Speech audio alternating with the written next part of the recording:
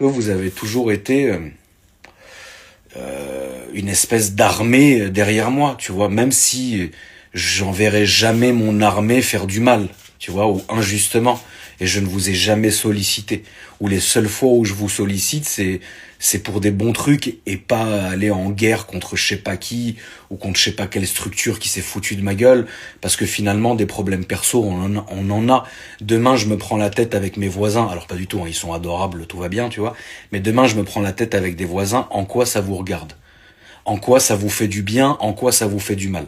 Alors bien sûr que vous allez vouloir me donner raison à tout prix, m'aider à tout prix, mais parfois je peux même moi avoir tort. Je peux même moi être la cause de problèmes, de divergences, etc. Mais on est des humains. On fait des conneries, on regrette, il y a des choses que je regrette, il y a des choses que j'aurais jamais dû faire, jamais dû dire, même jamais dû penser.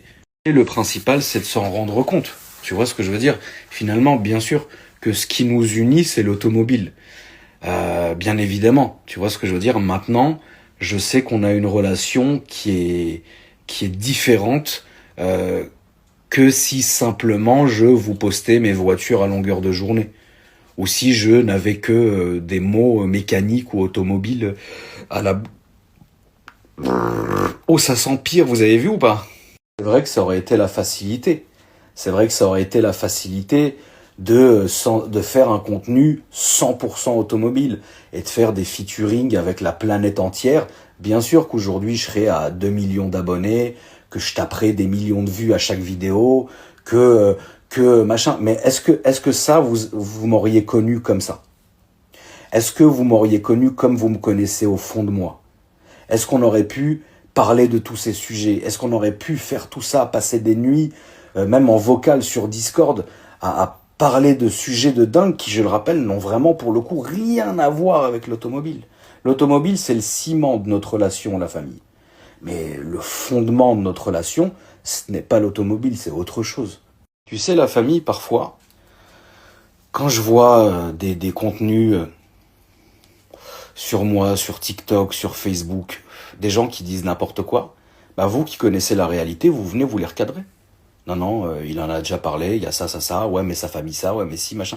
Et ça, si on parlait que d'un sujet automobile, vous limite, vous diriez, ah bon, machin, vous seriez même pas au courant de ce qui se passe, tu vois. Finalement, je serais même pas censé parler de tout ce dont on parle, tout ce dont on parle, si je n'avais pas une relation comme ça avec vous. Enfin, je veux dire, quel créateur de contenu va dire, bon, ma famille est condamnée à mort en Syrie, c'est la merde, moi il y a ça, moi il y a ci, moi il y a truc, moi il y a ça qui essaie de me faire du mal, il y a ci. Normalement on devrait pas en arriver là.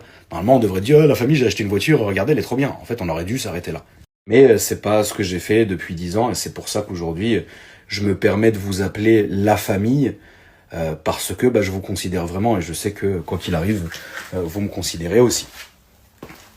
Mais pour vous rassurer, honnêtement, c'est vrai que j'ai eu une période d'environ 6 à 8 mois où j'étais pas préoccupé, mais j'étais renfermé sur moi-même pour des bonnes raisons et toujours en réflexion. Et je suis vraiment content. Tu vois ce que je veux dire? Je suis vraiment content parce que aujourd'hui, je sais qui je veux auprès de moi, qui je ne veux pas auprès de moi, qui je ne veux surtout pas auprès de moi, qui je ne veux plus auprès de moi. Je sais où je vais, entre guillemets, et c'est ça qui me fait plaisir. Et bien évidemment, vous avez été d'une grande aide pour moi.